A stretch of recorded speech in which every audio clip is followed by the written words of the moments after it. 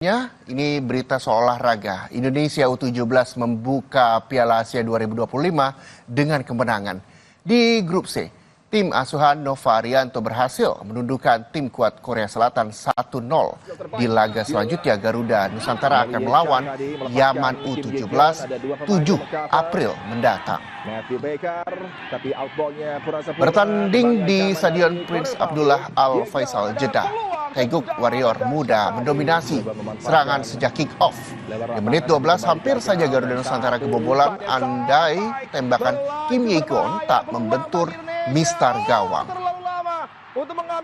Indonesia mendapat peluang emas di menit 14 lewat sebuah skema serangan balik cepat. Mirza Fijar Tullah gagal memanfaatkannya dengan sempurna.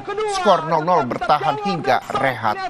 Tendangan yang dilepaskan Wusik baru saja di area. Korea Selatan melanjutkan dominasinya di paruh kedua. Di menit 70 hampir saja gawang Indonesia kebobolan. Beruntung usaha Kim Ji-sung kembali membentur mistar gawang. Tendangan penalti mampu dihalau. Laga akan berakhir imbang. Indonesia mendapat penalti usai terjadi handball di mana Evandra Florasta yang maju sebagai algojo sebenarnya mampu diblok kiper, namun bola muntah berhasil disambar Evandra untuk memecah kebuntuan. 1-0 Garuda Nusantara menang. Matthew Baker, tapi outball-nya Purasapurna, kembali dari Instagram Timnas Indonesia mengunggah video perayaan kemenangan Timnas U17 atas Korea Selatan. Timnas optimistis menghadapi laga selanjutnya. Di grup C Piala Asia U17, Garuda Muda akan melakoni 2 pertandingan lagi menghadapi Yaman dan Afghanistan.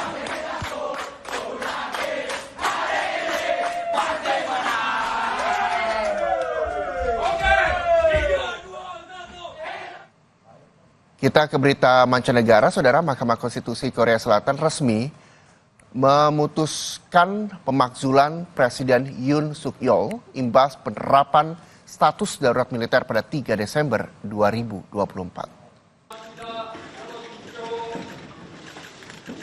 8 hakim MK Korea Selatan mengesahkan keputusan pemakzulan Yoon. Yoon sebelumnya dimakzulkan Parlemen Korsel melalui pemungutan suara pada Desember 2024 usai mendeklarasikan status darurat. Setelah voting di parlemen, status pemakzulan itu bergulir di Mahkamah Konstitusi.